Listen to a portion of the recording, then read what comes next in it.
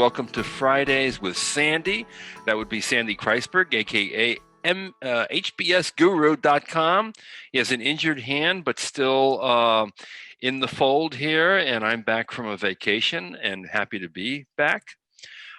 We have today a handicapping episode with a terrific candidate who happens to work in Silicon Valley at a company, a tech company that designs and makes connectivity and sensor products for the automobile and other industries. Basically, it's sensors and connectivity products for harsh environments is the way the company is described. And okay, folks, what we got here. Yeah, what do we got here? We got a scientist. You went to UCLA. He had a lousy undergraduate GPA. He got an MS in material science, also at UCLA. So he went from a 3.28 to a 3.9, bingo. And then what really saves this guy, 750 GMAT. So the question is, he's got a 3.2 GPA, 3.9 graduate GPA, 750 GMAT. He's a science type. He works for a company you never heard of called TE Connectivity. Do people from that company apply to business school? Nope. Okay, so it's not only a company we never heard of, it's a company the business school's never heard of. How big is the company? Total 70,000 people. Wow. And $13 billion in revenue. Is that like a Fortune 1000 or a Fortune? Fortune 500. It's a Fortune 500 company. Yeah. Mm-hmm. Put that on your resume, friend. Really? Okay, got it. Yeah, that cuts a lot of mustard. Okay, and he wants to go to Kellogg, Sloan, UCLA, Tuck, or Columbia. Question is, how much is Duke going to hurt him? How much is working for the no-name, but now Fortune 500 company going to hurt him? And how much will the 750 at places like, Sloan, Columbia, Kellogg, UCLA going to help him? A lot. I think you got a chance of overcoming the 3.2. I was skeptical when I first looked at the resume, didn't find out about the GMAT, but now we've pre-interviewed this guy. He's a lively fellow. He's very good looking. And what you need is some help just describing yourself, okay? Yeah. Like for instance, when you apply to business school, there's a question, what are your goals? How would you describe your goals? And they sometimes give you like 500 characters, 2 tweets. So what are your goals? My goal is to do strategy consulting once I get out of the MBA, and then move on to doing product management at a global chemicals company. Good. Name somebody whose job you want in 10 years. Yeah.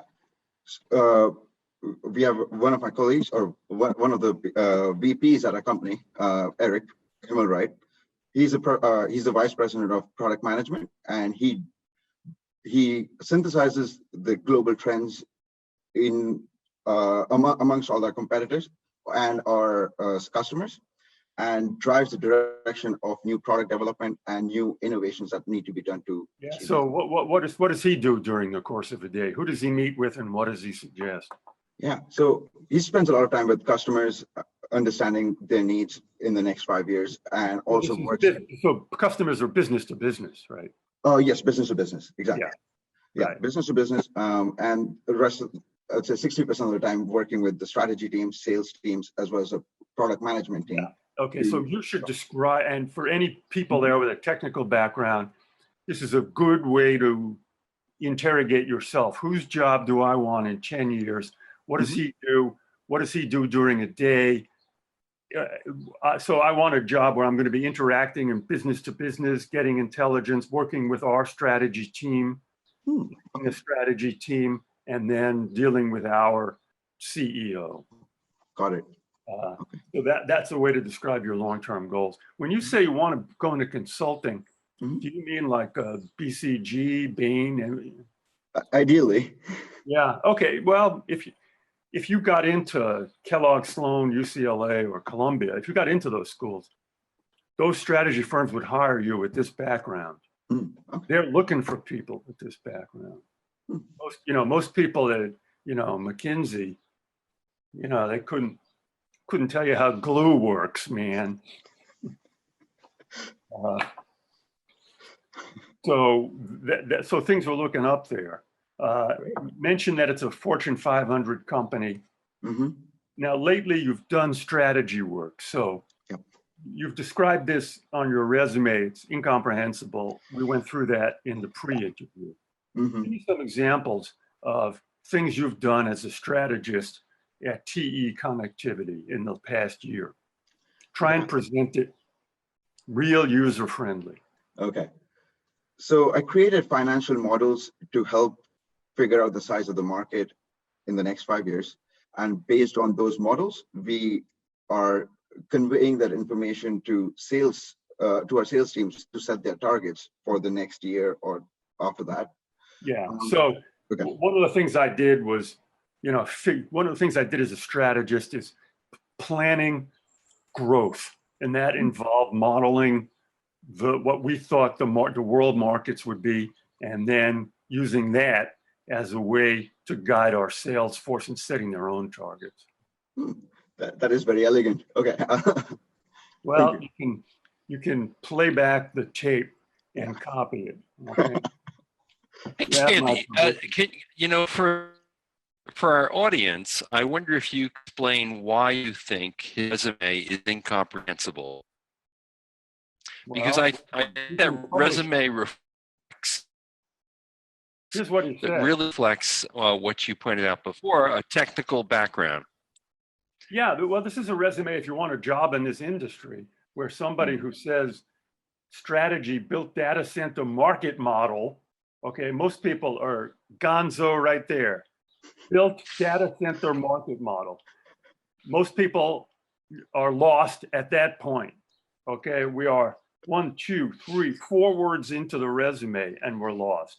To develop shared understanding of market across functions and to help in setting medium-term sales targets. I think what that means is what we just described, okay? Help decide long-term growth by modeling our markets. So Sandy, those words don't make your heart beat fast? His words are mine. His. No, they don't make my heart beat faster. They make my heart go into a infarction, medical term.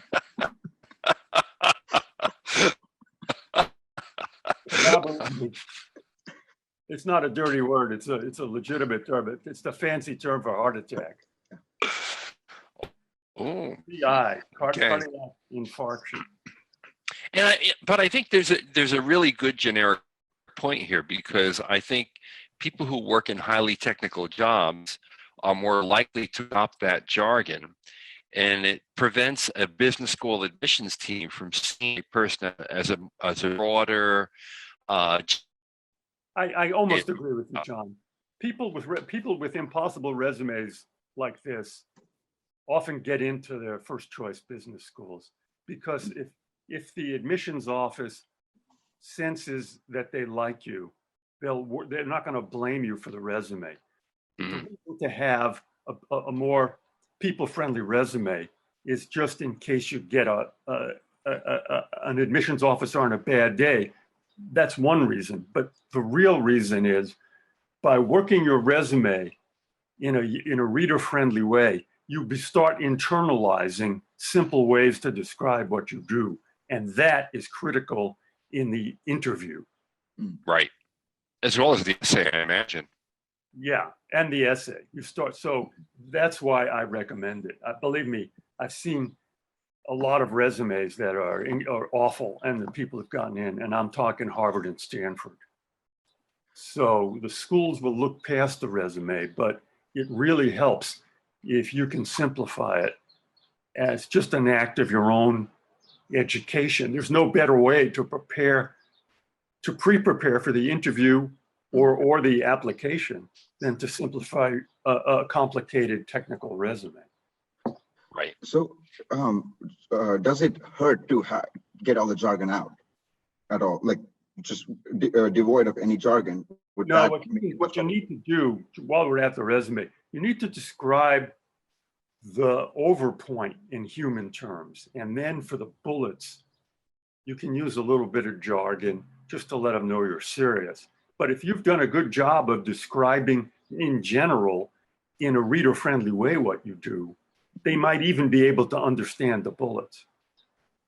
I mean, what was the phrase? The phrase that caused a near heart attack was data-centered business model. Market model. Did you say market model? Built data-centered market model. Data center, that's not helping, okay? I built a model. I built a model to show what our growth was. That's what you did, didn't you? Yeah. Forecast market growth. Yeah, right. Okay.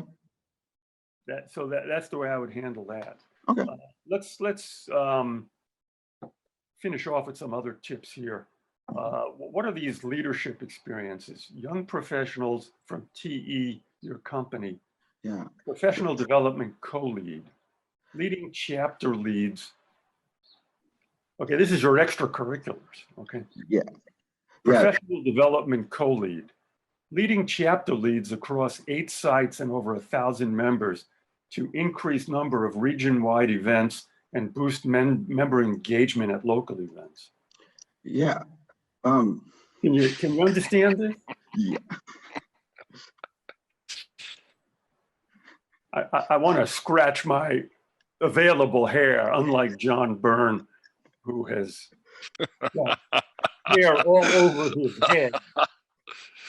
My hair has to be very strategically deployed. A good exercise here is saying, okay, if I had to describe what I do to an 8-year-old or 10-year-old, 12-year-old child, which is how would I do it? And you wouldn't do it that way. Is what I would describe this to. Yeah. So tell me, what is this? What is this professional development? What does that thing describe on your resume? What is it? Yeah. So TE Young Professionals is an employee resource group that was recently started to give more opportunities to the younger demographic within the company. And part of it is to give opportunities to, give professional development opportunities to its members. So we set up meetings with, like lunches with executives. What is a professional development opportunity? Like what? So basically seminars, workshops on how to improve your skills. So how to build your resume, how to make a decent LinkedIn profile, understand how the company makes money. That's money. what you need under TE Young Professionals ERG America. Okay. A program that it gives young professionals the opportunity to learn how to build profiles, do this, do that, do that. Okay. Then when you say leading chapter leads across 8 sites, it makes a little more sense. They go, I get it. Okay. I would also quantify the number of young professionals, the whole number. 1,000 members. Yeah, that helps. Okay. Good. And then what's this community pillar? Boy, Silicon Valley TE Young Professionals ERG, community involvement and professional development pillar lead. Yeah. So before going to the regional stage, I was doing it locally, community outreach and professional. Yeah. Okay. You get the idea. Yeah. Lift that up. All right. Let's go through this. You're a likable guy, and this technical background is good. I think your chances at Sloan are 25 to 35% of overcoming the 3-2. Everything else about this is very Sloan-like, but that is with very sharp execution. That's with execution that that tells your story. Mm-hmm. That's what I call serviceable execution. You don't, I often say this, the execution, the essay can't make you taller, but it can help you stand up straight, okay? So what you have to do at Sloan is stand up straight, where they understand what you do, they understand your work. And that's what you have to do at these other schools. So if you do that at Sloan, the 750, your goals, they might like you. And I think at UCLA, I think you should convince them you want to go there. Mm-hmm. Yeah. I mean, that's where you went. You've got 2 degrees from there already, right? Yeah. So for them, they're kind of a safety school, right? Yep. Yeah. Okay. For them, Can I ask you a question? Why did you go to UCLA in the first place for your undergraduate degree? Why didn't you get educated in India at a technical university? Well, when I was a kid, I always wanted to live in the U.S. And I got the opportunity to go there when I was, very young. So picked it with both hands. And the number of material science programs in the U.S. is very limited, and UCLA was the best of the lot. Good. Okay. So for UCLA, what I would say to them is, I want to stay in the region for, maybe if you've got a partner here or family here, or if there's some reason to stay in Los Angeles, I would put that in there. Okay. They would go, okay, we're lucky to get this guy. He's stuck in LA.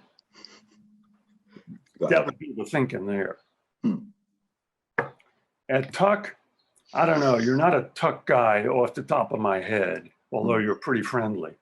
I'd say your chances there are same as at Sloan, 25. Both Sloan and Tuck are small. Columbia would go for the 750. For Columbia, go visit. Columbia likes you to, they don't want to be used as a safety school or your second choice. So go visit and tell them you're crazy about New York. And also for Kellogg. I think your chances at Kellogg are good. I think your chances at Columbia are good. I think good meaning what percent?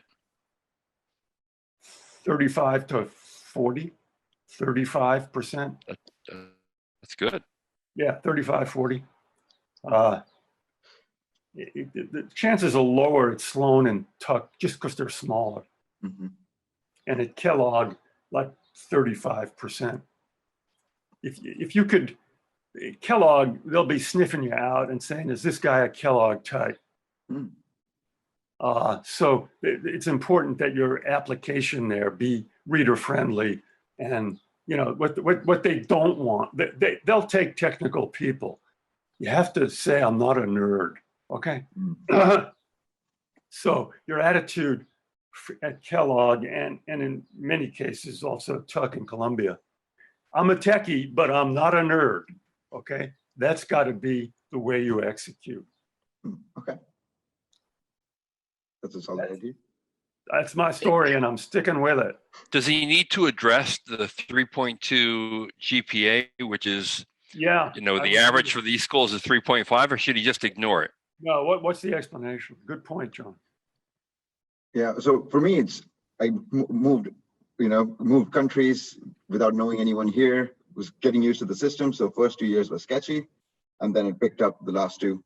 Okay, there's a way to list your GPA as sometimes after first year GPA. Also give them the 4-year figure. Yeah. What was your GPA your last 2 years? 3.5, 3.55, somewhere there. Yeah, so I'd stick that in. Okay. But I would also, there's a space in the applications where they say, what else do you want us to know? I would say, this is the language. My GPA does not predict my success. Or more A more predictive GPA is my graduate GPA of 3.9. And my undergraduate GPA was a result of getting adjusted to the United States, being away from home, learning the American academic system. They'll buy it. What you got the 3.9 and the 750. It's not going to be a tough sell. Who are your recommenders going to be? So I have 3 recommenders that I can go with. One is the VP of my group. He's also a sponsor for the employee resource group that I'm a part of. So he can write a great recommendation. The other is my direct supervisor, who's a manager of research. And then the third one would be the director of corporate strategy, the person who I'm working with right now. Okay, those sound great, but these people have never written recommendations for business school, right? The director of corporate strategy has, but the other 2 haven't. Yeah, okay. You might have to work with them. Yeah. Because some people, I've seen recommendations from people who really like the candidate, and they're not effective because the guy can't write a recommendation. I mean, there's a formula. How do you work with a recommender, Sandy? How do I work with a recommender? How does our candidate here work with his recommenders? You hire a consultant, and then you go to the recommender and you say, hello there, I'm applying to business school. It's very important to me. They require a recommendation. And I've been told by friends at business school that a good way to do this is for me to outline a recommendation for you, or to even write a draft. Usually the guy says, yeah. Like recommenders don't want to write recommendations. It's more work for mother. No. So what you have to do is go to the guy and say, you get his permission, and then say, I've been told that a good way to do this is for me to do a dense outline or even a draft. And the guy go, yeah, sure. I don't have to do anything right now. Good. Meeting's over. Come back with the draft. I'll worry about saying no. Is it better to do like a memo? Call it a memo instead of a draft? No, draft. That outline or an outline of what I've done for you. Yeah. That's the way I would do it. And would any of the rounds matter? What's that? Would the round matter, round 1 or round 2 for any of these schools? I'm a big fan of round 1, if you could do it. All right. Yeah, round 1. You're a round 1 kind of guy. Fall? Great. You're applying for the fall of the following year, right? To enroll. Yeah. Okay. Yeah, matriculate. And now you probably can't do round 1 out of these schools, so you would have to. Don't you pick your favorites? Is that what you do, Sandy? Here. Round 1 for these schools is like September. Yeah. You could do that. You should be able to do these apps. You should be able to do 5 apps by September. After you do the first 2, they really fall into place. Well, having the GMAT completely out of it is a huge benefit right here. Right. Yeah. Yeah. Okay. Great. I think that's our wisdom for this Friday. You are going to business school. I have no doubt about it, and you're going to go to a great school. I've have a great opportunity. Okay. Yeah. Thank you so much. Thank you. Thanks a lot. And thank you. Good. Advertise this as a video for people applying from no-name tech companies. That's what we're talking about. And thank you so much. Hope your hand heals. Thank you. Vishwat, good luck. So, thanks for watching. This is Friday with Sandy's. I'm John Byrne with Poets and Quants. Adios. Have a good weekend, folks.